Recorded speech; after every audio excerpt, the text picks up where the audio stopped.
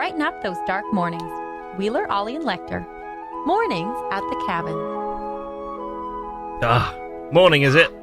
Hello, everyone. Welcome to Cabin Radio. You wipe the blurry eyes, stare at the temperature, which is freezing this morning, and settle into this seat. Morning, Lekter. Good morning. I wasn't expecting you here today. Yeah, there's a little confusion in the old Cabin Radio calendar as to who is where and when. Mr. Wheeler, I think, was initially supposed to be away, and then was supposed to be here, and now is away. Yeah. I fully intended to be here all week long, but was not here on Monday and won't be here on Friday. Okay. We have what we call a fluid arrangement. We do. For hosting this show this week. Yes. I also took yesterday off, which was unplanned, so there's all kinds of chaos. Tomorrow, though, you're on your own. Get ready for that, everybody. Hey, another Friday, Someone is Alone in Studio 1 special. Listen, we were all working very hard. We all need a little time away. Yeah. I think Mr. Wheeler's off on Thanksgiving business. Tomorrow, which is, good for him. I'm off down to Hay River to do some filming for the day at a nail salon, as one does. On Thanksgiving weekend? Yeah. Yeah. Here, Ollie Williams. That's how I need to get those nails done. You can't turn up to a Thanksgiving. You should know this. Everyone knows you can't turn up to a Thanksgiving dinner with this sort of raggedy, ragtag nail collection that I've got going on here. Right. Yeah. Yeah. I You look like a turkey. Very good. It's 7:01, and I'm not sure I've got anything in the locker for this. Morning, everybody. This is Mornings at the Cabin. I'm going to let you in on a brand new contest. It's going to come up next week, a little bit later on this morning, so stay tuned for that. It's very exciting. Mornings at the Cabin, the podcast. Ollie Williams with you alongside the world-famous Scott Lekterman. World-famous Scott Lekterman. Suddenly star of broadcasting, known throughout the world for political podcasting. This is very impressive. I was afraid of that part, where that was headed. Well, yeah, I mean, this entertains me greatly. So this next section of the show, I warn you, is suitably meta. It's almost meta on meta, because we're about to play you a clip of a podcast playing a clip of this podcast from earlier on, which some would say this is becoming a little bit of a Russian doll situation. Yeah, a little echo chamber. Yeah, this could escalate. But we're famous, it turns out. And who better in terms of NWT political journalism than Jesse Wheeler and Scott Lekterman on Mornings at the Cabin? I can think of a few. Well, tough for them, because you guys are the ones that got chosen. So, hey, have you heard of Canadaland? I have. Okay. I had to Google what it actually was. Okay. So Canadaland is a sort of media affairs website and covers how the media covers things and does a little bit of original reporting on stuff itself around that as well. And so they decided to set up a new podcast a little while back called Oppo, which is mostly covering things like politics. And they've got a brand new episode out on the federal leaders debate. But the latest edition of this podcast called Oppo diverges a little bit. And they have a little chat about the NWT election, because turns out, unsurprisingly, they maybe don't know too much about it, so they had to rely on an expert source. Have a listen. Of course, the debate wasn't the only thing that happened in the last week. I bet you didn't notice that the Northwest Territories had an election this past week. If you're unfamiliar, the NWT is one of two territories with a nonpartisan, consensus-based legislature, meaning there is no official parties and everybody kind of works for the greater good. There's a 7-member cabinet, and the rest of the legislature sits in opposition to keep them honest. That means all the shenanigans and hootenanny has to happen on a strictly personal basis. Premier Bob McLeod decided at the last minute not to seek re-election, and therefore we have no idea who will be premier. They're going to have to figure it out themselves. Going into this election, there were merely 3 women in the 19-person legislature. Now there are 9, which is pretty damn near half. I don't pretend to know anything about the local issues, so go listen to Cabin Radio, which covers the North in podcast form. They're great. The sentiment that went around our crew is what a wacky election it was, man. I mean, I think that's undeniable, really. History in the making. My God. 9 women elected to MLA across the territory, 4 in Yellowknife alone, and a youth movement. Again, that was the thing. That was the theme that kept popping up. On the campaign trail, Andrew Scheer called for a 25% cut to 4 and 8. Yeah, I'm going to fade him down because he faded us down. Take that, guy. So like Oppo is like, yeah, you know what? Go listen to Cabin Radio. Like 18 seconds of Cabin Radio is more than enough. And that's enough for them. And can I also, let me just try and go back in the tape a little bit. Can we just all listen for this wonderful, like, I think I know what's going on in this, but there is a wonderful Jesse Wheeler grunt at the start of this clip that I wonder what the Oppo researchers thought when they decided they were going to use this clip. Here it is. They're great. The sentiment that went around our crew is what a wacky election. Election. Does Marge Simpson? I think he was trying to censor himself, and I think that's his version of a bleep. Yeah. But it also makes him sound very redneck on national radio. What a wacky election. A couple things about that. Obviously, a huge thank you to Canadaland and the Oppo podcast for that nice little shout out. I did find it funny, the smug tone in his voice when he's describing the NWT election. I bet you don't even realize the NWT had election. Further to that, I bet you don't even realize there's a Northwest Territories. But look, there it is, way up there. They have politics and everything. Yeah, they just, they haven't figured out parties yet. Bless them. Yeah, that'll come one day, but for the time being, it's just plucky little individuals. Yeah. All the hootenannies and shenanigans, I believe the phrase was. Second of all, we cover politics in podcast form. We cover so much more than that. And we are a radio station. The podcast is secondary. Thank you very much. I thought, like, the last thing that Mornings at the Cabin does is cover politics in podcast form. God bless Mornings at the Cabin. Mornings at the Cabin does a lot of things, some of them well. Not sure I would put that on the list. But you know what?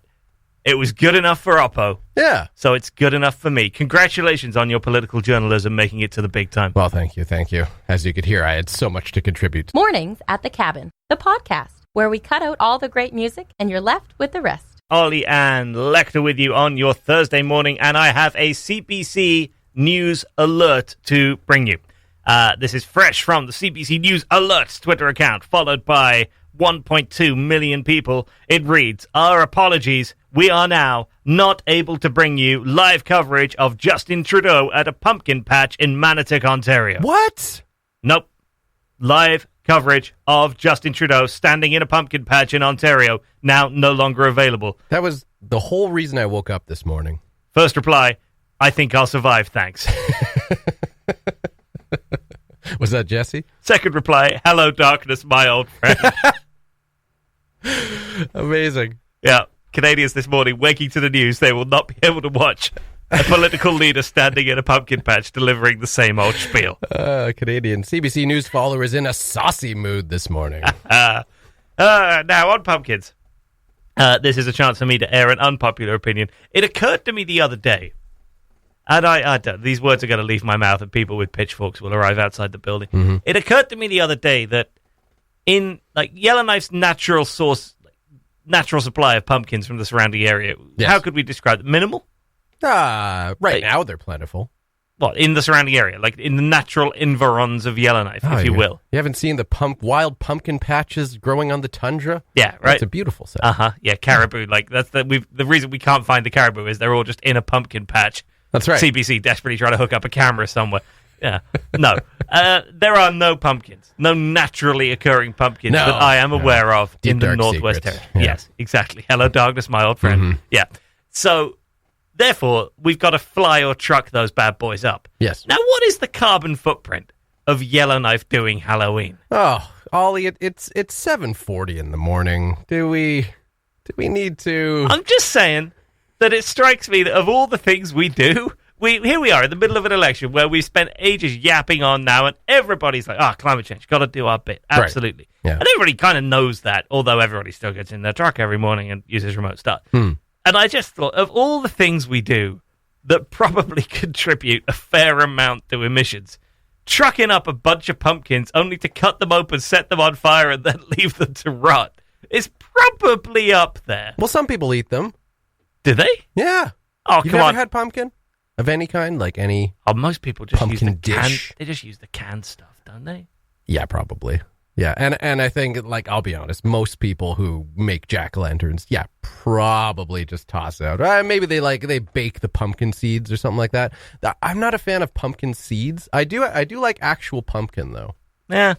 I've tried pumpkin seeds. They weren't as bad as I thought they would be, but they weren't at the same time sort of something that I would naturally go and seek out. No. And like now, I want to give you a first-hand example of the effect pumpkins are having on the environment in the Northwest Territory, Scott. Okay. Because outside my apartment, there is a little fox den. Little hole under a rock, and beautiful fox has been living there for a couple of years, or was living there until last Halloween. Till a pumpkin evicted him. Yes! Yes! Why does this keep happening? Somebody on the third floor of the apartment building lobbed their used pumpkin out of the off the balcony. Come on. And it landed next to the fox den, and the fox was like, "Oh, the heck's this?" and peaced out and left the place. Yeah. I was like, "Oh, come on. Like, why have we got to go around ruining fox neighborhoods?" Yeah, I mean, that's not cool. Like, foxes can be annoying at times, but like, why are you throwing rotten pumpkins at their dens? It was just such a gross thing to be doing, just shoving your rotten pumpkins off your balcony and being like, "Oh well, sweet, job done." Did you shame your neighbor? Well, I say third floor. I don't know which floor it came from. Right. There's 3 floors above me. How smashed was the pumpkin? Oh, I see. So we could go back. You could enter a little physics into this. Yeah, and just draw a couple of equations, get some angles, get the hyperbolic sign of something or other. Vectors in there. Welcome to a new bit on Cabin Radio, the Lekter Vector. Very nice. Yeah. Very nice. It works, doesn't it? Yeah. I don't know that I'll still necessarily be able to crack the case of where exactly that pumpkin came from. And it could be a whole new set of residents up there by now. I just don't know. It would be a little embarrassing to burst in a year later and have a big aha moment to discover that, a small and innocent family has moved in 3 weeks earlier and just merrily going about carving their first pumpkin in their brand new house as I come in and throw the shards of last year's pumpkins in their faces. Yeah. So they just chuck their old dried out Christmas trees on top of the fox den too? Like, what else do they throw? You know off what? the balcony? People throw a surprising bunch of stuff out the back of that apartment building.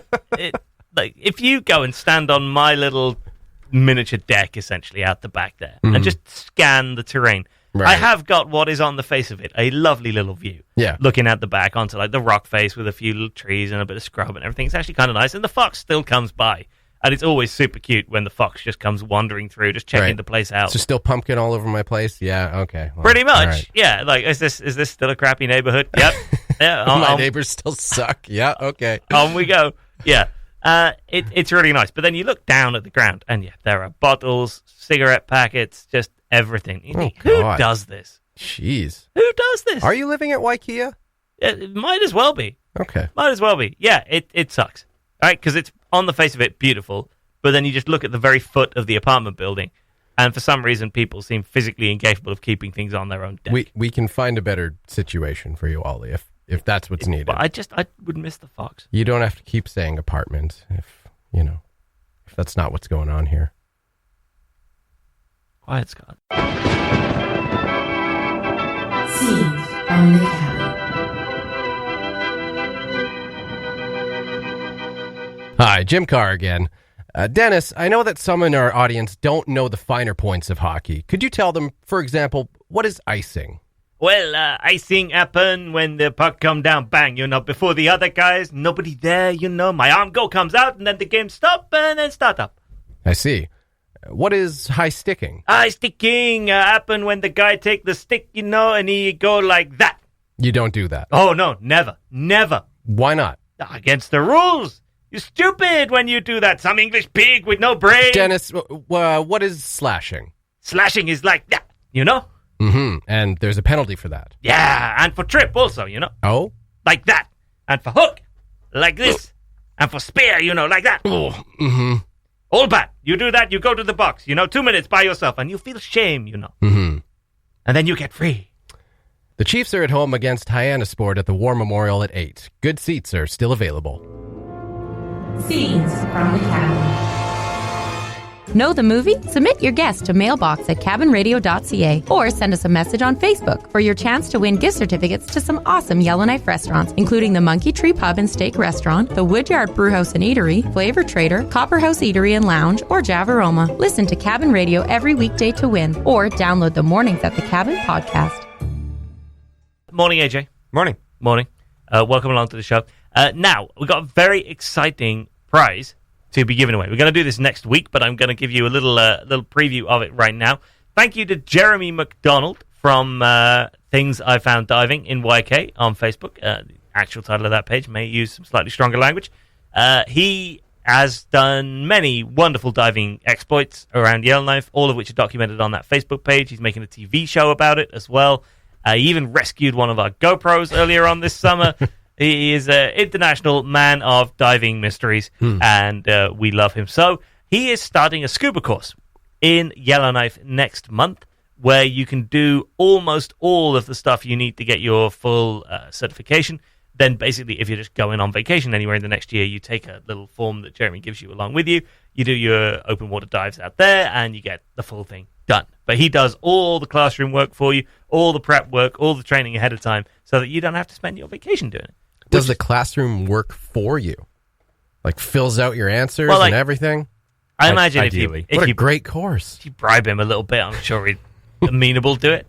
You know, price on everything, let's face it. Yeah. And he is like the nicest guy in the world, so. I think initially when I said that, I meant that you could just, you can do the classroom stuff yourself. He prepares it for you. Under his oversight. I see.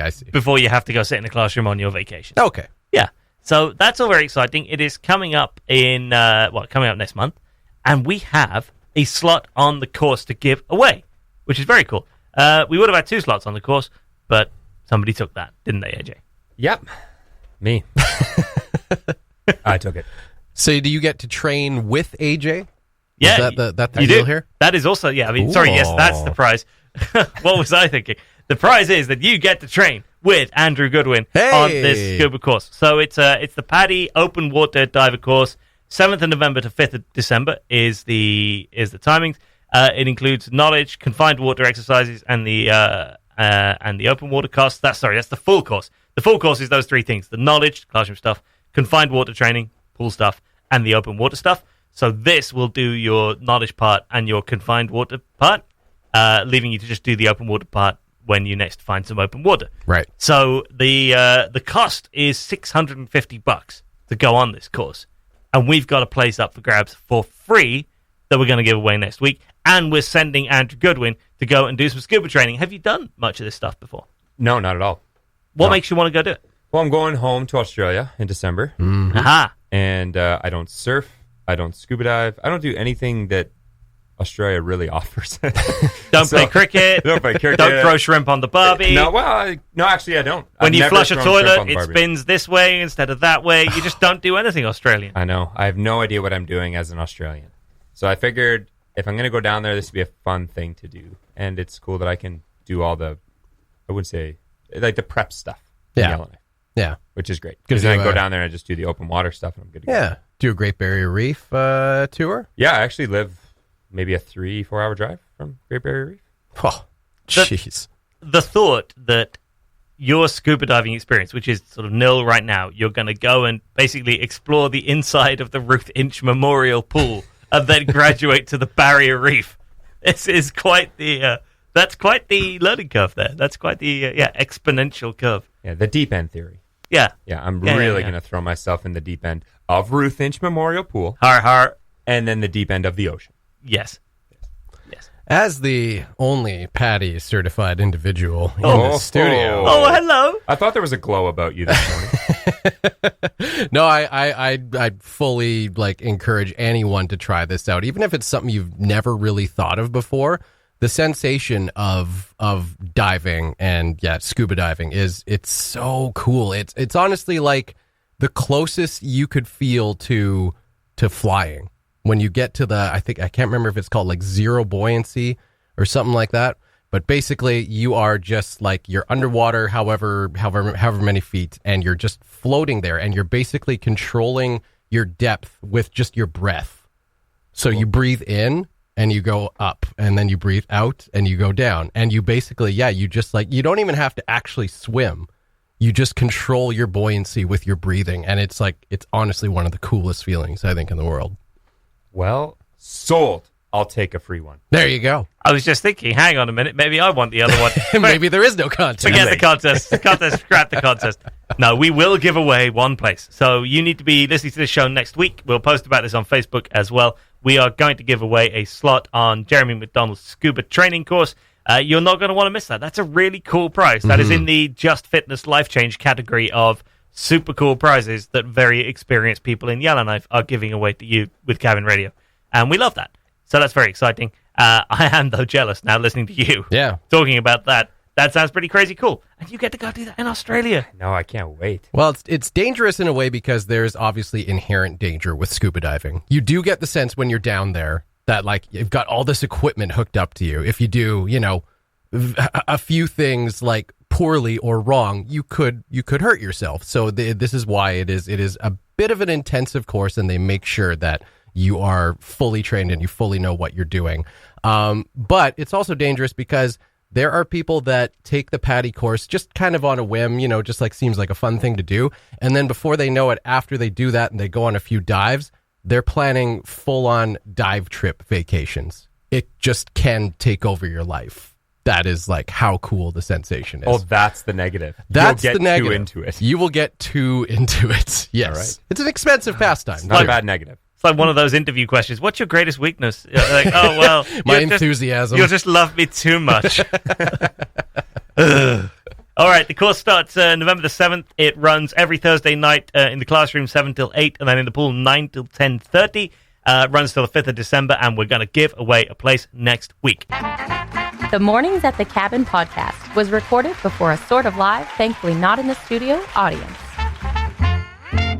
It is just about breakfast time now. Cabin Radio, we are proud here at Cabin Radio to have only the finest choices in healthy eating and to only advocate for the very best, both for ourselves and for you. AJ, it's Team Burger Thursday, isn't it? Oh, I was thinking about this last week. I thought it was Team Burger Tuesday. Nope. Oh, and I was thinking we missed it. No, that's ludicrous. We don't alliterate over here. We just go for Team Burger Thursday, which is Team Burger Thursday. Quite, yes. Yes. So I was just wondering, are you making your way over? I am now. Okay. Excellent. I'm a little embarrassed. back. I'm a little embarrassed I'm still here, to be honest. This is not even a sponsored segment. We're just incredibly unhealthy. But hey, look, Lekter, if we eat the Team Burger now, you'd have it at lunchtime where often people would ordinarily have a burger. Does it really matter when in the day you eat the bad food? I don't think it matters what you eat for breakfast. Not at all. No. Because that's the most important meal of the day. Oh, and I as heard long least. As long as you heard least. Yeah. Why did you hear least? I don't know. Who told you? Who I goes think around talking about the least important meal of the day? You know what that meal is over there? That is the least important meal of the day. Oh, shoot, I missed it. You ignore that meal, Lekter. No. Don't you give that meal the time of day. I think the argument would be there are no unimportant meals. Every meal is very important throughout the day. So if you have a nice big burger to start off the day, then that'll just sort of tide you through. Yeah. And it'll be healthier, surely, than having the burger at lunchtime, because you'll be running off that burger all day long. You'll use up all the burger's goodness. That's right. And then you won't have any of that extra stuff on the hips. Always what I'm concerned about. How do I use up this burger's goodness? Yeah. Well, you don't want any goodness left over. You don't want to leave any goodness on the field. No. Okay? I never you don't. leave burger goodness behind. As a burger coach, it's important for me to see that no good burger gets left behind. Yeah. That's fair. I can get behind that. Okay. I've been a little bit concerned all morning because there's a really fancy pair of glasses just sitting here in the studio. And I've kind of been wondering who just left the studio blind and presumably went through the rest of their day at half capacity. Look at those. Right? I think purely from style, I'm going to say those are Charlotte's. Oh, okay. Just from the style. Just we did have, however, a female guest in the studio yesterday afternoon, and I wonder if they might be hers. So just hold them up for a second. So they've got that sort of If you ever looked at, if you ever read the Far Side cartoon by Gary Larson, these are the kind of glasses that every woman in the Far Side wears. They have that sort of slightly angled in look to them, and they have sort of an off sort of mottled brown sort of beigey handles on them. Yeah. Not a lot of diversity in Gary's illustrations. Gary Larson, knew how to draw a woman, and that was how he drew women.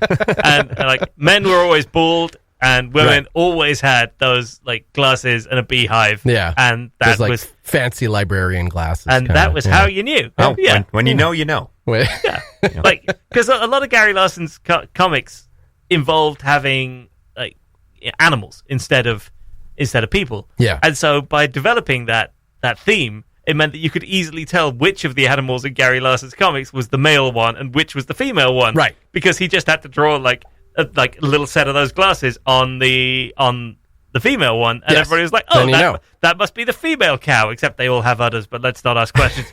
Yeah, like it was very nicely done. Yeah, Gary thought about like drawing a skirt on them, but then he's like, "Well, that's just ridiculous. An animal wearing a skirt." Yeah, we'll just give him a beehive and glass. Yeah, clearly they've been to a hairdresser and the optician. I mean, let's not be too stupid about this. These could be a temptress glasses too. Oh, I'm wondering if Kate, left the studio blind yesterday. Option. So now that I think about it, every female host that we have could potentially wear glasses that look like that. Yeah. If you have a friend who looks like they could appear in a Gary Larson comic and is having trouble seeing today, then chances are we're here to help. If you've lost your glasses and you've been in Cabin Radio Studio 1 in the relatively recent past, because that's the kind of radio station we are, where we know that, for half the audience, that's probably the case. You let us know, and we'll get those glasses back to you. Mr. Lekter, thank you for being with me this morning. Mm-hmm. Mr. AJ, thank you for dropping in and for going and getting breakfast in a second. You're welcome. Before we go, yes, we've got confirmation. They are Charlotte's glasses. Yes. Nicely one done, for me. AJ. Yeah. Good job, everybody. Successfully returning glasses to their owners live on the air since 2019. Thanks for listening. Check out more from the show at cabinradio.ca and by following the Mornings at the Cabin Facebook page.